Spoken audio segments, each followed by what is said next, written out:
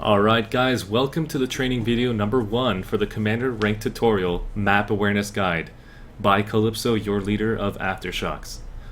First things first, we're going to jump right into the game so I can show you exactly what we're talking about when it comes to map awareness. You're going to notice that I am currently on Indar and this is live. So everything's going to change every time you log in, so you need to understand the map to be able to counter the enemy and to gain a bunch of certs for your team. If anyone here does not want to apply for commander rank, this is great information for you to understand how to solo, how to be a part of the squads, and how to counter your enemies based on this one video. The next 6 videos will teach you more in depth on countering, gear, and other things like that. So first things first is understanding the map. This whole square is the map awareness guide. This is all we're going to look at today. You're going to go ahead and check out the statistics. My icon up here, there's 3 different filter buttons that you're going to basically click on.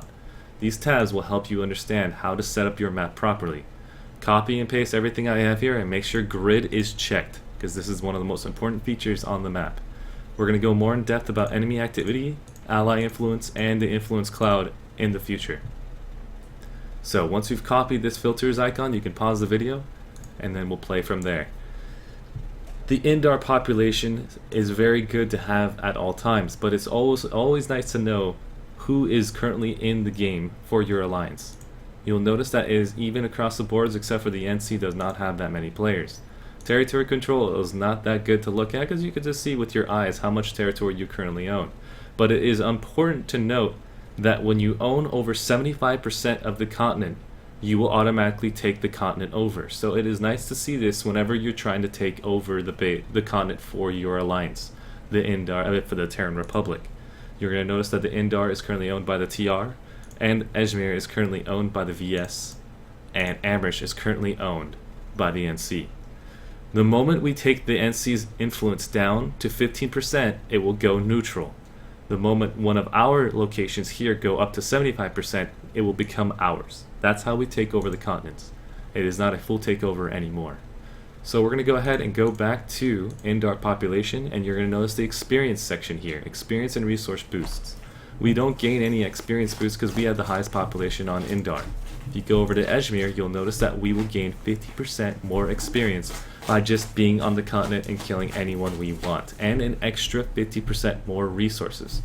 So if you're soloing here, you'll have a great time killing somebody, because every time you kill someone, it is a death and a half. Plus, kill 2 people, it's like killing 3 in a total, and so on and so forth. If you go over to Amrish, you'll notice that the population increase is only 34% for the experience boost. If you are running a platoon, I would recommend you first checking out these next features. If you want to take your platoon over to Ejmir and you think that this is going to be great, you're all going to gain 50% XP, first find out what that 8% means and the 42%, because it does not say a number how many players are currently on this continent. The best way to find out is going under filters and checking out your enemy activity.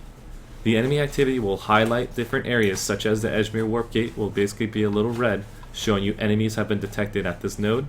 Enemies have been detected at Manny Fortress, which is I4. You will see enemies detected in the center at Serial Listening Post. And all these red icons will represent enemies. If it is darkened, you will see that no enemies are detected over wherever I'm moving my mouse over. So it gives you a proper dictated location on where the enemies are quickly. So you move your mouse over to these points and you'll notice that, okay, 1 to 12, 1 to 12, 1 to 12, all across the board, and Ejmir is boring. Your platoon will gain nothing by moving over to Ejmir because there's not enough enemies detected. Let's check out your alliance members, where they are. Let's click on allies. Everything that is highlighted in blue, a little like blue icon, you'll see if you zoom all the way out, represents where your allies are. There's currently 1 out of 12 allies. One guy is currently probably soloing at this node. So to give you an idea, based on the percentage value on the bottom right, my guess is there is 2 enemy NC at the rink, 1 enemy VS, and one Terran Republic player. But you can see the Terran Republic player just got pushed out of that zone, and he's no longer there. That player who was at the Ejmir NC warp gate has now moved over to Grey Herring Shipping, and that's where the actual 1 player is currently located, which is a TR member plus an enemy. So you see that Ejmir is boring. You'll go over to Amherst and you'll notice where all of your allies have been detected, and it is nice to see where the push is happening. You'll go over to enemy influence, the influence grid, and this will help you also see what you currently own, but it's a little too vibrant to understand. I never use the influence cloud, but if you go to enemies detected and allies detected, you'll see the color changes representing where allies and enemies are meshing together and where enemies alone are currently at. And this helps you understand that, okay, I'm just going to spam this and see that, okay, my allies are at that node and enemies are meshing together at Tumas Tech Plant, McCalla Tech Plant, and as well as East Hills Canyon. And if you move your mouse over all these nodes, they're all 1 out of 12. Once again, Amherst is boring today. And this is at 1:46 a.m. That is all the details I'm going to give you guys on the map section.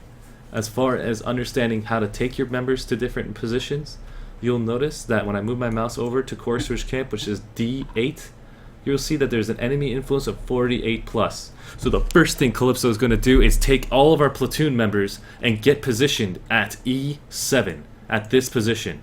We'll grab a Sunder at this node at the northern Sunder depot. Sunder will deploy over here and you'll drive it up and position it right here. Get ready for the enemy advance that will go straight up north to Indar excavation site.